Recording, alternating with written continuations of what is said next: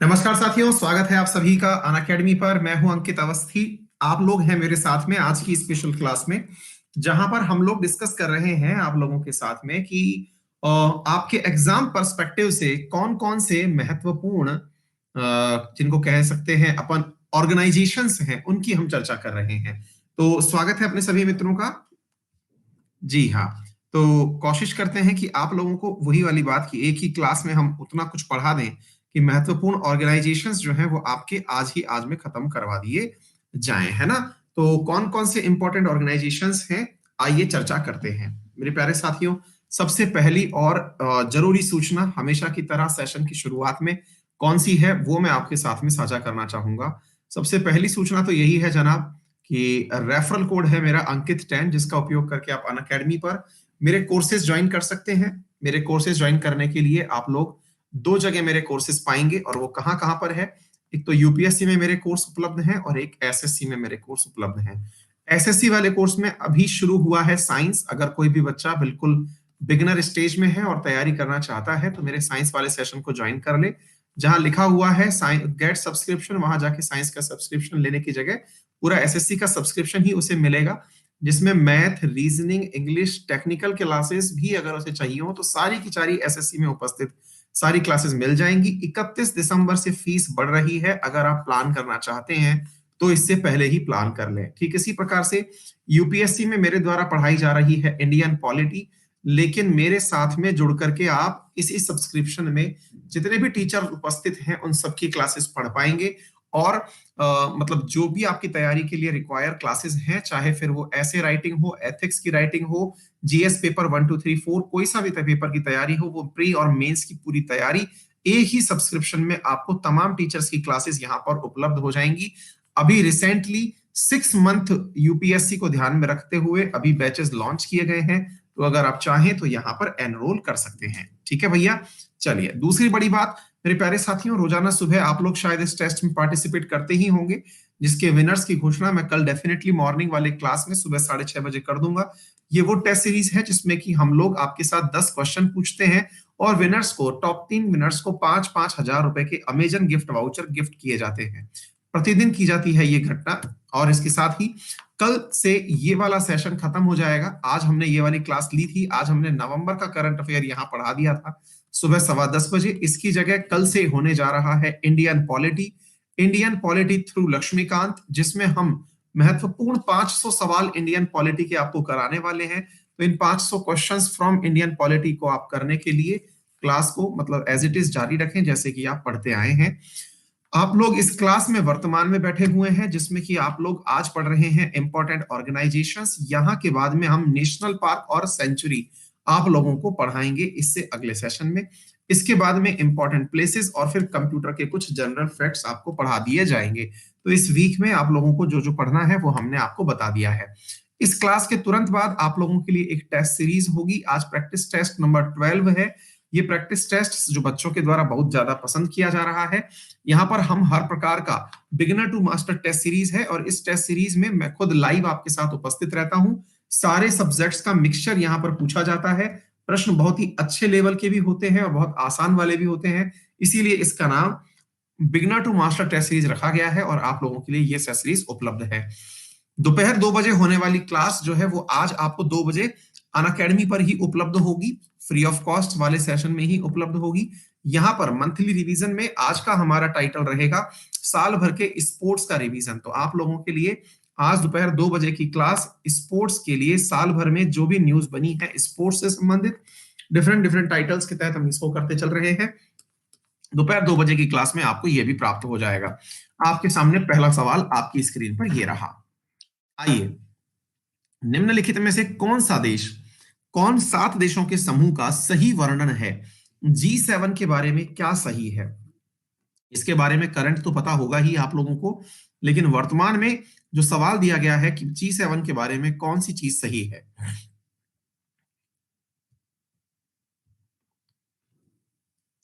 हाँ जी, शुरू हो जाइए। तो बच्चों ने जो भिड़ते ही आंसर दिया है वो गलत है। 50% बच्चों का जो आंसर गलत है, क्योंकि उन्होंने बस ये डेवलप पढ़ा, आगे लगा हुआ आईएनजी नहीं पढ़ा। उन्होंने सोचा कि बस डेवलप लिखा है, इतना ही पढ़ के आंसर क्लिक कर दिया, जबकि वो डेवलप्ड होता है। डेवलपिंग का मतलब विकासशील होता है, अंग्रेजी ले डूबी उनको, है ना। तो डेवलपिंग तो हम लोग हैं, और विकसित जो होते हैं वो डेवलप्ड कहलाते हैं। तो ऐसी स्थिति में उन्होंने पहला क्वेश्चन ये गलत कर दिया, पहला ऑप्शन ये गलत कर दिया। अब बात आती है कि सर ये इंडस्ट्रियलाइज्ड नेशन है, ठीक है। अच्छा, इंडस्ट्रियलाइज्ड भी हैं और ग्लोबल पावर्स भी हैं। G7 के अंदर 7 सदस्य राष्ट्र हैं। 7 सदस्य में जो 5 ग्लोबल पावर्स हैं, जो कि वीटो 5 रखने वाली संस्थाएं हैं, वो नहीं है। तो कौन कौन है भाई इसके अंदर? इसमें है यूके, फ्रांस, जो कि यूरोपियन देश हैं, जर्मनी और जापान। ये तो 4 वो राष्ट्र हो गए जो कि छोटू देश कहलाते हैं। इसके अलावा और कौन सा देश शामिल है? इसके अलावा शामिल है इटली। इसके अलावा 2 देश और, कनाडा और यूएसए। ये कुल मिलाकर के मेरे प्यारे साथियों 7 देश यहां शामिल हैं। लास्ट वाला जो सेशन हुआ था 2019 में, वो बियारिट्ज में हुआ था। बियारिट्ज में मोदी जी को इनवाइट किया था फ्रांस ने। 2019 में हुआ था ये सेशन। 2020 का सेशन हुआ था कैंप डेविड यूएसए के अंदर। कहा हुआ था? यूएसए के अंदर जगह है जिसका नाम है कैंप डेविड। ये यूएसए वाला सेशन जो है ये आयोजित ही नहीं हो पाया था। इसके बाद वाला, आज वाला जो है, यानी 2021 वाला, फिर से करंट की चर्चा में है, जिसके अंतर्गत D10 इकोनॉमीज को बुलाया गया है बोरिस जॉनसन के द्वारा। D10 के अंदर साउथ कोरिया, ऑस्ट्रेलिया और इंडिया, इन तीनों को G7 के अंदर और बुलाया गया है। तो इस प्रकार से मेरे प्यारे साथियों, जो 2021 में होने वाला है, 2 यूके के अंदर। अब वो बात दूसरी है कि हो पाएगा कि नहीं, क्योंकि कोरोना की दूसरी लहर आ गई है। ये आप लोगों को पता होना चाहिए, ठीक है ना। चलिए, 1975 में ये स्थापित हुआ था। पहले ये G8 भी बना था, लेकिन 2014 के बाद G8 का सदस्यता छिन गई, क्योंकि रशिया को बाहर निकाल दिया गया। निम्नलिखित में से कौन सा देश सार्क का सदस्य नहीं है? साउथ, मैं कुछ बोलूंगा नहीं बीच में, क्योंकि मेरे बोलने से क्वेश्चन आप लोग गलत कर देते हैं। पहले कर दीजिए, फिर आंसर करेंगे।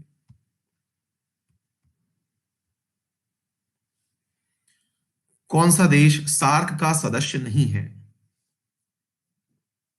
कौन सा देश सार्क का सदस्य नहीं है? हाँ जी, जिन भी लोगों ने गलती की, अक्सर वो इसी जगह पर गलती करते हैं। कहां पर? म्यांमार वर्सेस मालदीव्स में। मेरे प्यारे साथियों, मालदीव्स और म्यांमार में आप लोग असली कई बार गलती कर जाते हैं। याद रखिएगा, मालदीव्स है, म्यांमार नहीं है। South Asian association of South Asian nations है, मतलब साउथ एशियन एसोसिएशन है ये, रीजनल कॉम्प्रिहेंसिव कार्य के लिए, ठीक है ना। तो South Asian Association for Regional Corporation, that is SAARC, इसकी स्थापना 1985 में हुई थी। और मेरे प्यारे साथियों, इसमें 2007 में अफगानिस्तान शामिल हो गया था, और इसका मुख्यालय, हेडक्वार्टर जो है इसका, वो काठमांडू में स्थित है। तो ये 3-4 सवाल ही हैं जो कुल मिलाकर के इससे संबंधित पूछे जाते हैं, ठीक है। चलिए साथियों, आगे बढ़ते हैं अगले प्रश्न की तरफ। कौन विश्व व्यापार, हाँ जी, निम्नलिखित में से कौन सा विश्व व्यापार संगठन, WTO, वर्ल्ड ट्रेड ऑर्गेनाइजेशन का मुख्यालय है?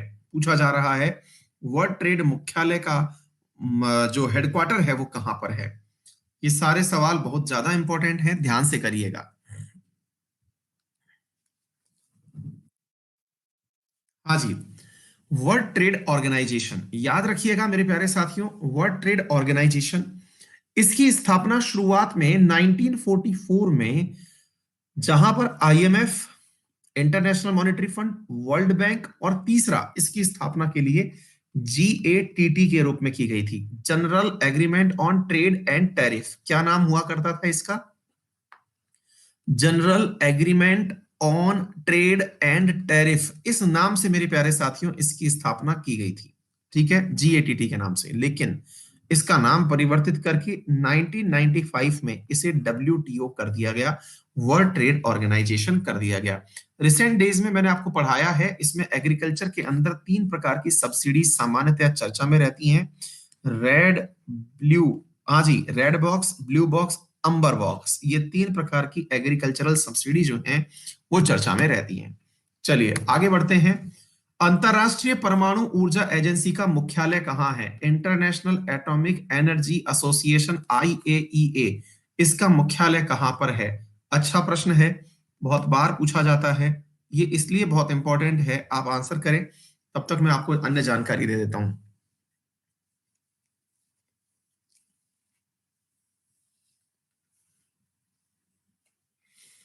हाँ जी, मेरे प्यारे साथियों, असल में इसका मुख्यालय कहां पर है? तो ऑस्ट्रिया में है। ऑस्ट्रिया की राजधानी है वियना, वहां पर इसका मुख्यालय है। सवाल बनता है, सर क्या काम क्या है इसका? मेरे प्यारे साथियों, इसका काम क्या होता है कि जो भी अंतरराष्ट्रीय स्तर पर परमाणु का परीक्षण कर रहे हैं, परमाणु ऊर्जा का सदुपयोग हो, इसका जांच करने का कार्य यही करता है। यानी कि पूरी दुनिया के अंदर परमाणु के जितने भी हेडक्वार्टर्स हैं, या फिर इसको इस प्रकार से समझिएगा कि परमाणु रिएक्टर्स जो हैं, उनकी निगरानी करने का काम यही करती है। मेरे प्यारे साथियों, ईरान के अंदर इसी का, IAEA का ही निरीक्षण करने की अनुमति मांगी गई थी जब इनके बीच में एक न्यूक्लियर डील हुआ था, अमेरिका और ईरान के बीच में। आपको मालूम होना चाहिए, भारत ने जब अमेरिका के साथ एग्रीमेंट 123 साइन किया था, आपको याद होना चाहिए, भारत और अमेरिका के बीच में एक एग्रीमेंट है 123 के नाम से, जिसके तहत अमेरिका भारत को परमाणु न्यूक्लियर असलाहा उपलब्ध करवा रहा है, यानी कि यूरेनियम उपलब्ध करवा रहा है, जिसका उपयोग हम न्यूक्लियर एनर्जी में कर रहे हैं। तो उस एग्रीमेंट में अमेरिका के साथ में भारत ने यह डील की थी कि अगर आप लोग हमें यूरेनियम देंगे तो हम आप लोगों को अपने यहाँ के जो न्यूक्लियर पावर रिएक्टर हैं, उन्हें जांच करने की आपको आजादी देंगे। तो हमारे यहाँ के जितने भी न्यूक्लियर पावर रिएक्टर हैं, हाँ जी, सिविल न्यूक्लियर डेल उसे ही कहते हैं, तो भैया वही है IAEA जो हमारे यहाँ के तमाम चीजों का निरीक्षण करती है। ठीक है, बहुत इंपॉर्टेंट बातें हैं जो मैं आपको बताता चल रहा हूं। यूएन का मुख्यालय कहां पर है? यह सवाल पूछा गया है, यूएन का मुख्यालय कहां पर है? यूएन का मुख्यालय कहां पर है?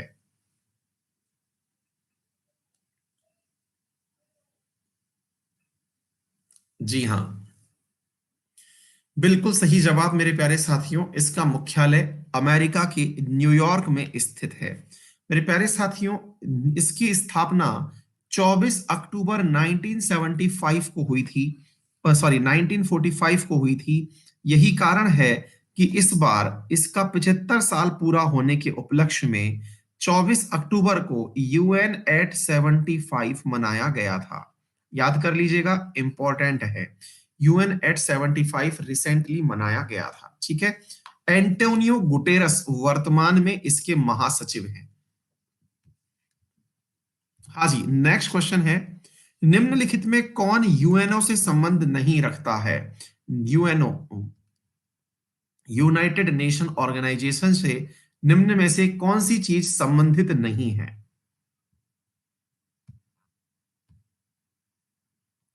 एक विद्यार्थी पूछ रही हैं, सर प्लस लेने का फायदा क्या है?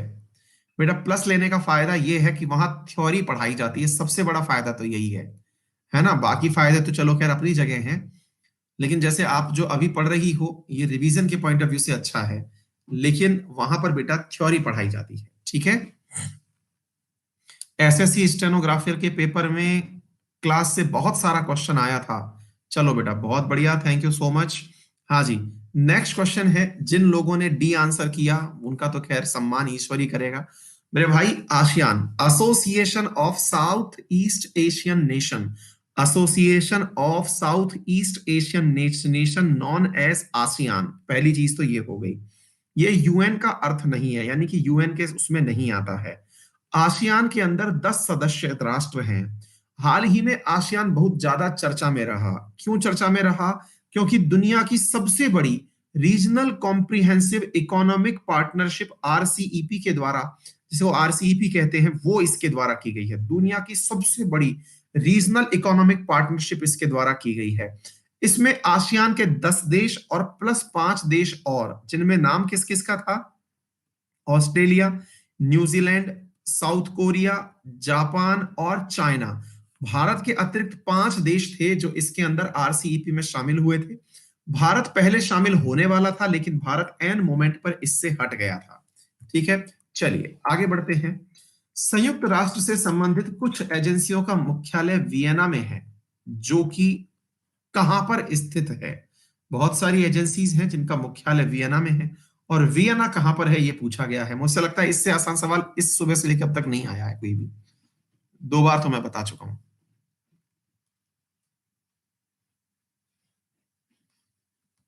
जी हाँ, फिर भी बहुत सारे बच्चों ने गलत कर दिया। ऑस्ट्रिया की राजधानी है। ठीक है ना। नेक्स्ट है मेरे प्यारे साथियों, इंटरपोल का अर्थ क्या है? आपको मालूम होना चाहिए। इंटरपोल ने हाल ही में, चलिए करंट का एक सवाल बताइए इंटरपोल से संबंधित। महाराष्ट्र ने इंटरपोल से हाल ही में एक एप्लीकेशन परचेज किया था चाइल्ड पोर्नोग्राफी को रोकने के लिए। क्या नाम है उसका? क्रॉलर। बहुत ही बढ़िया साहब, बहुत ही बढ़िया, शाबाश मेरे प्यारे साथियों। और इसके लिए महाराष्ट्र पुलिस ने एक संगठन भी बनाया था। क्रॉलर तो सही है बेटा, शाबाश। ट्रेस, बहुत ही बढ़िया। चाइल्ड पोर्नोग्राफी को रोकने के लिए क्रॉलर नामक एप्लीकेशन। मेरे प्यारे साथियों, International Criminal Police Organization that is Interpol, इसका मुख्यालय फ्रांस में है, फ्रांस में लियोन में है। ठीक है। इसकी 2022 में बैठक इंडिया में आयोजित की जाएगी, ये आप याद कर लीजिएगा। महत्वपूर्ण है मेरे प्यारे साथियों, दुनिया की सारी पुलिस आपस में यहां पर जुड़ी हुई है। यूएनएचआरसी का मुख्यालय किस पर स्थित है, यानी कहां पर स्थित है? आपको मालूम हो इस यूएनएचआरसी में हाल ही में करंट में क्यों रहा यूएनएचआरसी? क्योंकि पाकिस्तान इसका वो बना है, सदस्य बना है। यूएनएचआरसी का हाल ही में पाकिस्तान मेंबर बना है।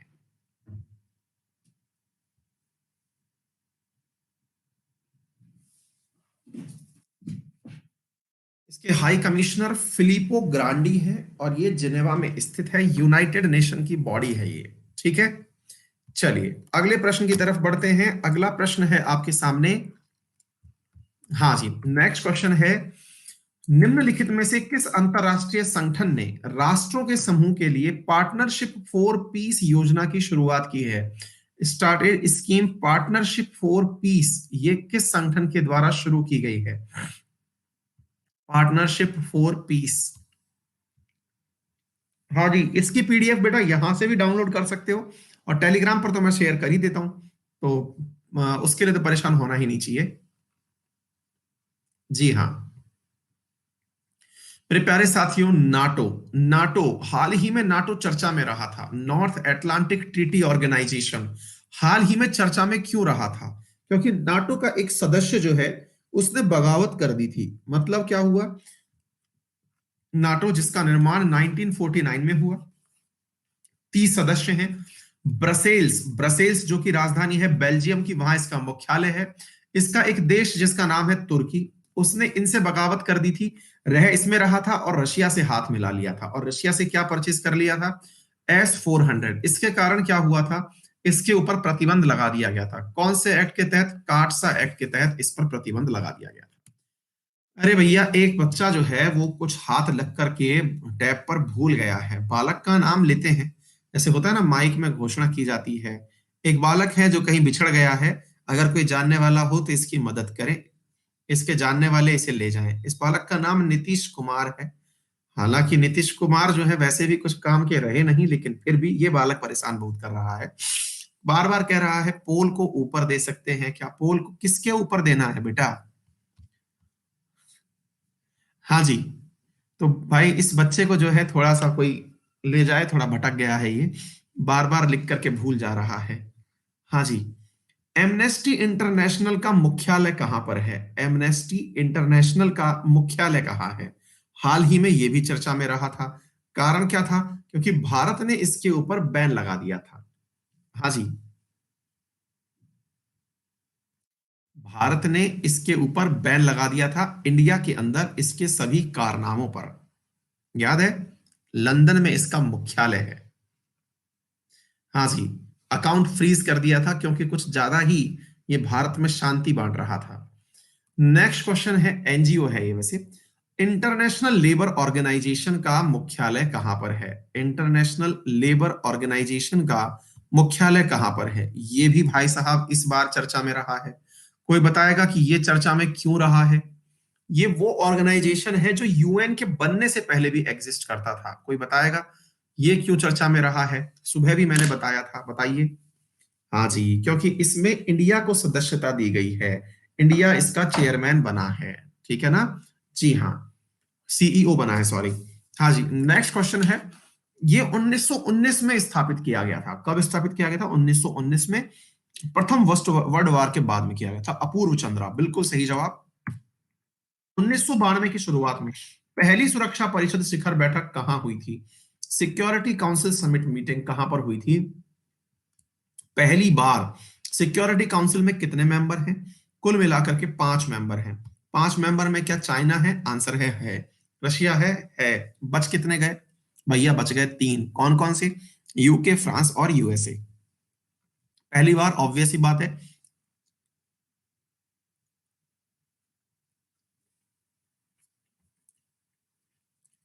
हाँ जी, प्रिया ने सबको झिड़की लगा दी है। उसने कह दिया है भैया प्रॉब्लम आपके मोबाइल में है, बिकॉज यहां सभी के सारे ऑप्शन शो हो रहे हैं। ये बात बच्चियां एकदम सटीक डांट देती हैं, ये बहुत सही लगा हमें, शाबाश बेटा। चलो, तो क्लियर हो गया। न्यूयॉर्क में मेरे प्यारे साथियों बैठक हुई थी। आगे बढ़ते हैं। भारत को 1993 में संयुक्त राष्ट्र की महासभा के अध्यक्ष के रूप में चुना गया था। भारत की ओर से इस पद को हासिल करने वाले कौन थे?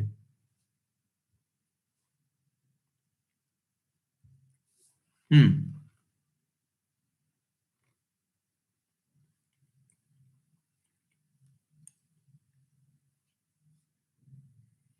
वर्तमान में एंटोनियो गुटेरस बैठे हुए हैं। 8वें सत्र के अध्यक्ष के रूप में विजय लक्ष्मी पंडित जो हैं, इनको भेजा गया था।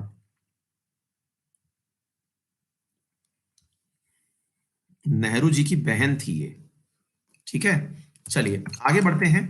विश्व बौद्धिक संपदा संगठन वीपो का मुख्यालय कहां पर स्थित है? वर्ल्ड इंटेलेक्चुअल प्रॉपर्टी ऑर्गेनाइजेशन, वीपो, यही बताता है कॉपीराइट क्या है, पेटेंट क्या है, बताइए।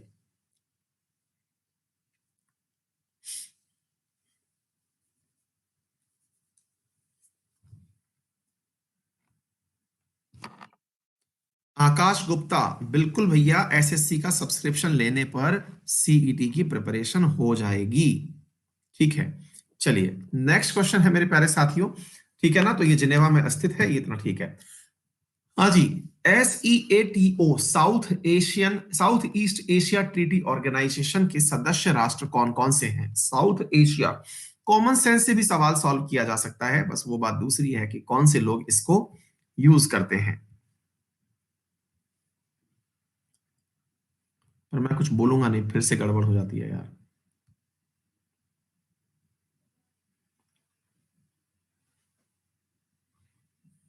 हाँ जी,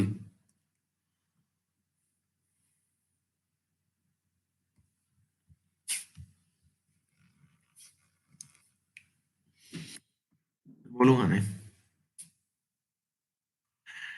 एशिया कनाडा में कैसे आ गया बेटा? ये पैसिफिक ओशियन को क्रॉस करके आ गया, ये ट्रांस पैसिफिक है असल में।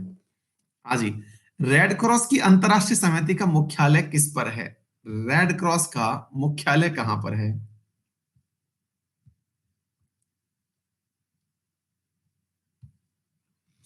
पूजा बेटा, यूपीएससी लेने पर आरएएस का नहीं मिलेगा, लेकिन आप यूपीएससी में इतना पढ़ लेंगे कि आरएएस जरूर निकल जाएगा। हाँ, बोले कुछ ना आए तो जिनेवा आंसर कराओ, ये सही है। नेक्स्ट क्वेश्चन है। अंतरराष्ट्रीय न्यायालय के न्यायाधीश के पद का कार्यकाल कितने वर्ष का होता है? अंतरराष्ट्रीय न्यायालय के न्यायाधीश का कार्यकाल कितने वर्ष का होता है?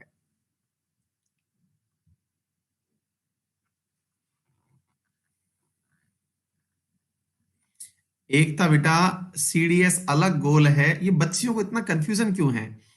सब बच्चियां ही इस सवाल को बार बार पूछ रही हैं कि एक एग्जाम से दूसरा। बेटा, एक एग्जाम से दूसरा एग्जाम का गोल नहीं दिखता है। हाँ, लेकिन मैं ये जरूर कहता हूं कि जो भी बच्चा मेरा एसएससी का गोल पढ़ रहा होता है, उसको एसएससी के गोल से ही मैं इतना जीके पढ़ा देता हूं कि उसको जीके पढ़ने के लिए ना तो डिफेंस के लिए परेशान होना पड़ता, एक ही साथ में सारी चीजों की तैयारी मैं करा देता हूं, ऐसा मेरा प्रयास रहता है। ठीक है, सीईटी भी उसी की वजह से हो जाएगा, डिफेंस भी उसी की वजह से हो जाएगा, परेशान मत रहिए बेटा। हाँ जी, इसका मुख्यालय कहां पर है भाई? इसका न्यायालय का मुख्यालय है नीदरलैंड के हेग में स्थित है, ठीक है ना। और इसमें 15 न्यायाधीश चुने जाते हैं, ये चीज आपको याद होनी चाहिए। इन 15 न्यायाधीशों के अंदर हर तीसरे साल 5 न्यायाधीश रिटायर होते हैं, 9 साल का यहाँ कार्यकाल होता है। कभी भी 2 न्यायाधीश एक राष्ट्र से संबंधित नहीं हो सकते हैं। हाँ, लेकिन ये जरूर है कि अगर कोई न्यायाधीश मर जाए तो उसकी जगह पर उसी देश का एक अन्य न्यायाधीश बिठाया जा सकता है, ठीक है ना। और अगर किसी न्यायाधीश को हटाना है तो बाकी बचे हुए जितने भी 14 अन्य न्यायाधीश हैं वो मिलकर के अगर कहेंगे तो ही इसे हटाया जा सकता है। ठीक है, चलिए आगे बढ़ते हैं अगले प्रश्न की तरफ। जनसंख्या गतिविधियों के लिए संयुक्त राष्ट्र कोष का उद्देश्य, world United nation fund for population activity, हाँ जी, इसका उद्देश्य क्या है?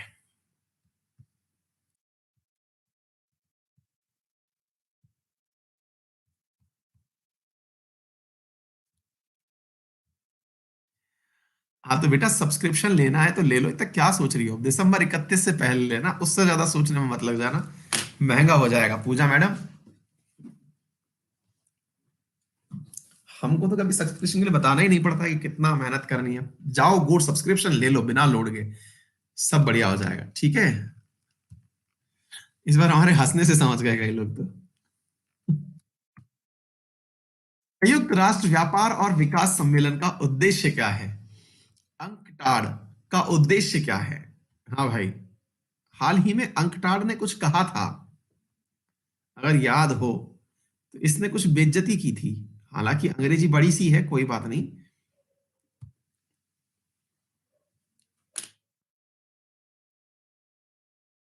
ये देखिए कितना सही है। इसने कहा था कि इंडिया जैसे देशों से बहुत सारे लोग हमारे यहाँ आते हैं, है ना। हाँ जी, संयुक्त राष्ट्र के निम्नलिखित सदस्यों में से किसके पास एक वीटो का अधिकार होता है? मुझे लगता है ये सवाल तो कोई भी गलत नहीं करेगा। वीटो पावर किसी को गलत थोड़ी करनी है।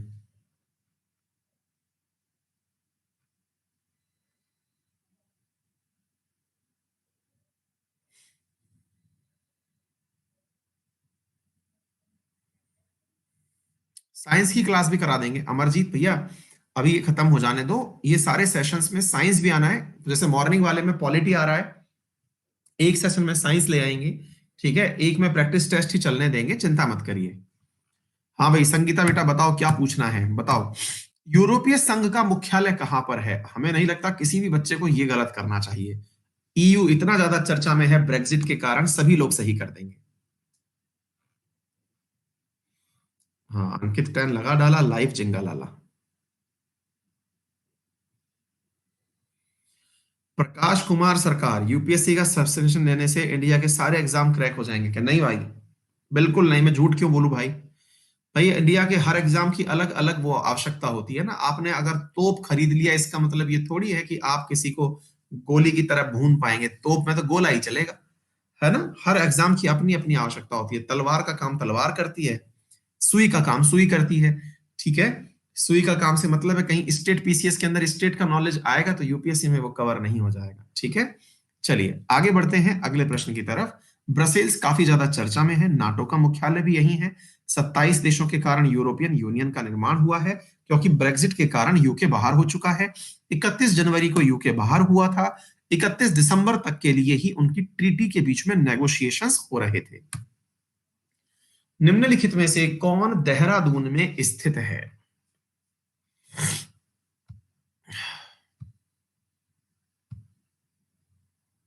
संगीता बेटा मैंने करा दिए हैं इंपॉर्टेंट आर्टिकल्स, पूरी क्लास ली जा चुकी है, इसी लिस्ट में देख लेना आप एक बार। बिल्कुल सही जवाब मेरे प्यारे साथियों, बिल्कुल सही जवाब दिया आप लोगों ने। इसके द्वारा भारत की एक रिपोर्ट प्रकाशित की जाती है, फॉरेस्ट सर्वे ऑफ इंडिया जो है ये प्रकाशित किया जाता है, और इसको द्विवर्ष में 2 साल में प्रकाशित किया जाता है। ठीक है ना, ये इंस्टीट्यूट है और इसके द्वारा इंडियन फॉरेस्ट के बारे में जानकारी प्रकाशित की जाती है। निम्नलिखित में से कौन सा संस्थान नागपुर में स्थित है? आरएसएस का मुख्यालय नहीं, आपसे संस्थान पूछा जा रहा है।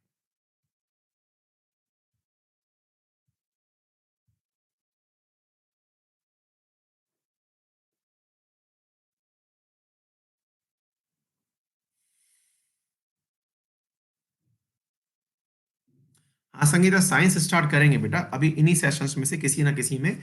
जैसे बहुत सारे बैचेस खत्म हो रहे हैं ना ये वाले, इनमें किसी में साइंस स्टार्ट कर देंगे, बता देंगे आपको, है ना। चिंता मत करिए, सभी का काम हो जाएगा, लोड मत लीजिए। हाँ जी, कॉटन इंस्टीट्यूट है, ठीक है बेटा। चलिए आगे बढ़ते हैं अगले प्रश्न की तरफ। अगला प्रश्न है, किस केंद्रीय आलू अनुसंधान संस्थान निम्नलिखित में से किस स्थान पर स्थित है? निम्नलिखित में से पूछा जा रहा है आलू अनुसंधान संस्थान कहां पर स्थित है?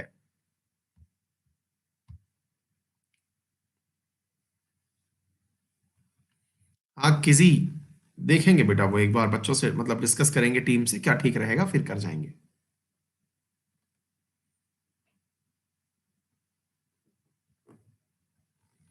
बिल्कुल, शिमला में स्थित है, ठीक है। चलिए नेक्स्ट क्वेश्चन है मेरे प्यारे साथियों, भारतीय गन्ना अनुसंधान, ये सारे के सारे याद करना इसलिए इंपॉर्टेंट रूप से आपको पूछे जा रहे हैं। गन्ना अनुसंधान रिसर्च इंस्टीट्यूट कहां पर स्थित है? शुगर केन, जी हाँ,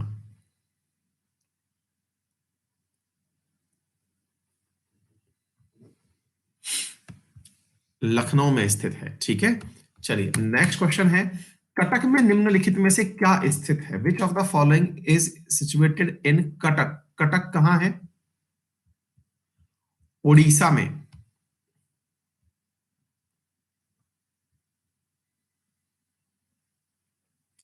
अरे भाई यूपी पीसीएस हो, डिफेंस हो, सबका जीके तो एसएससी वाले से बन जाएगा, लेकिन कुछ राज्यों की अपनी भी पढ़ाई करनी पड़ती है। वो राज्य का करंट अफेयर, राज्य का कंटेंट, वो एसएससी से नहीं होता है, उसके लिए आपको इंडिविजुअल लेना पड़ता है, ठीक है।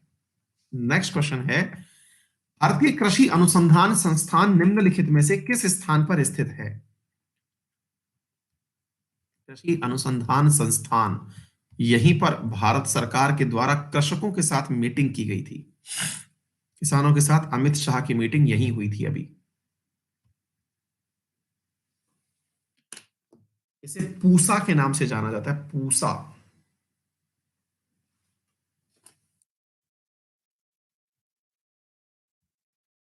हाँ जी, नेक्स्ट क्वेश्चन है, भारतीय हीरा संस्थान कहां पर स्थित है? इंडियन गोल्ड इंस्टीट्यूट कहां पर स्थित है?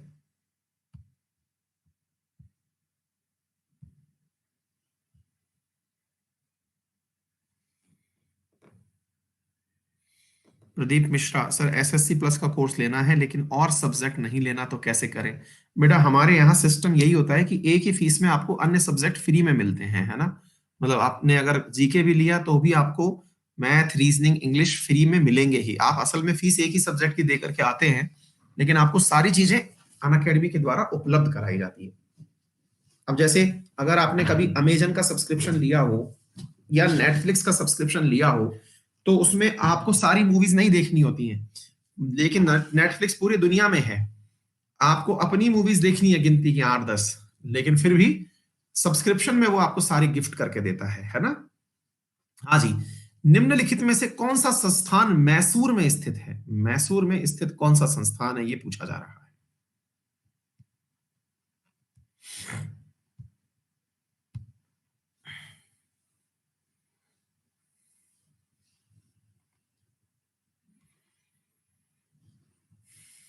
जी हाँ, central Indian language institute, CIIL, 1969 में स्थापित किया गया था।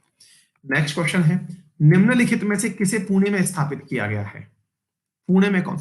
ये सारे के सारे क्वेश्चंस आप लोग कम से कम इस बात के लिए ही थम्स अप कर दीजिए कि जी सर, ये बहुत ही महत्वपूर्ण प्रश्न है सारे के सारे, और सबके पीछे कंटेंट भी है, वो पढ़ लेना, जिसको एडिशनल इंफॉर्मेशन चाहिए हो वो आपको मिल जाएगा।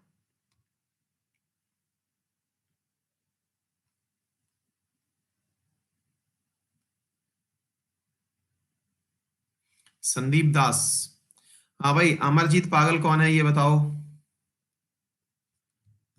संदीप दास कह रहे हैं कि अमरजीत पागल हो रखा है।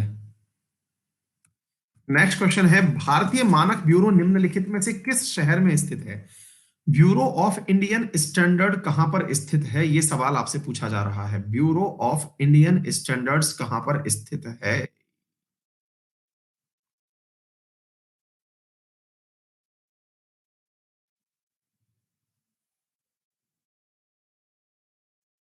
कविता, सुबह 10:15 कल बेटा।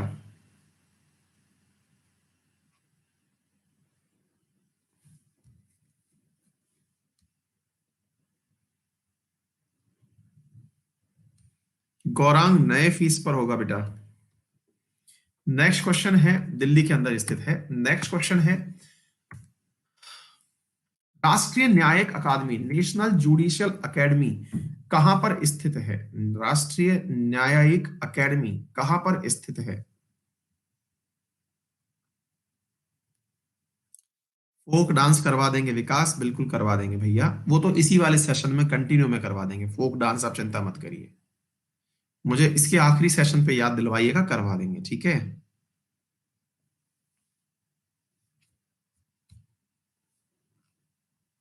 हाँ जी। नेक्स्ट क्वेश्चन है, राष्ट्रीय प्राकृतिक चिकित्सा संस्थान किस शहर में है? अच्छा, अभी हाल ही में प्राकृतिक चिकित्सा से याद आया मुझे, डब्ल्यूएचओ के द्वारा भी दो प्राकृतिक चिकित्सा केंद्र भारत में खोले जा रहे हैं। कहां कहां पर है?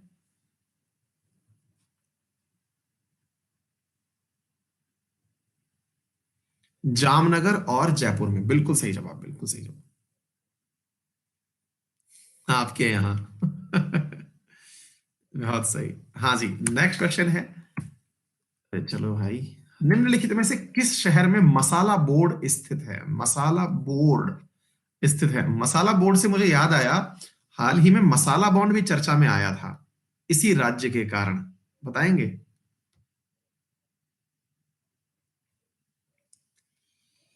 केरला के कारण।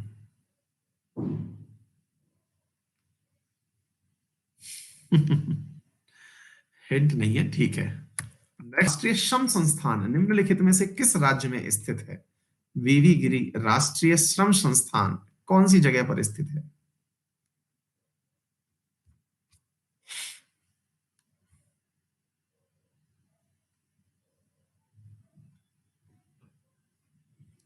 नोएडा में।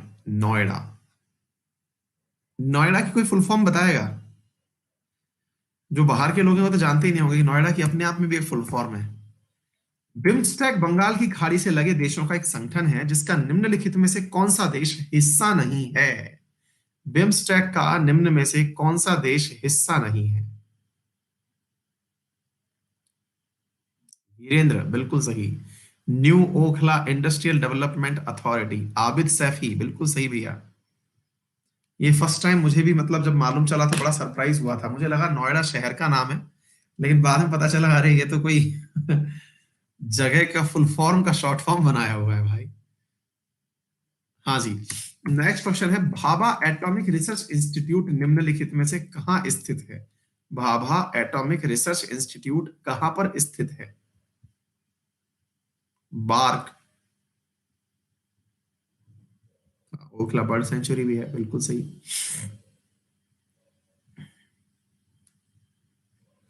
कहीं तो बार्क बेंगलुरु में पहुंचा दिया है, जय हो भैया, बेटा वो इसरो है। हाँ जी। आखिरी दो सवाल। सवाल है, आसियान संगठन का मुख्यालय निम्नलिखित में से कहाँ स्थित है? आसियान का हेडक्वार्टर कहाँ पर है, ये पूछा जा रहा है। यहाँ की करेंसी भी रुपया है, हालांकि अधिकांश की यहाँ पर रुपया है।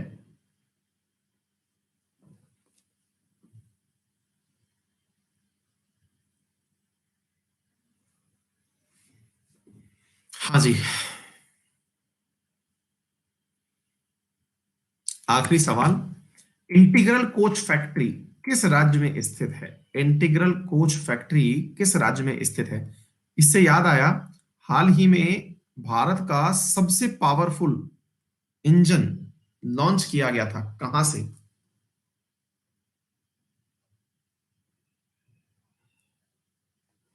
बिहार से एस्टन मार्टिन द्वारा, बिल्कुल, मधेपुरा से, बिल्कुल सही जवाब, शाबाश, बहुत ही बढ़िया।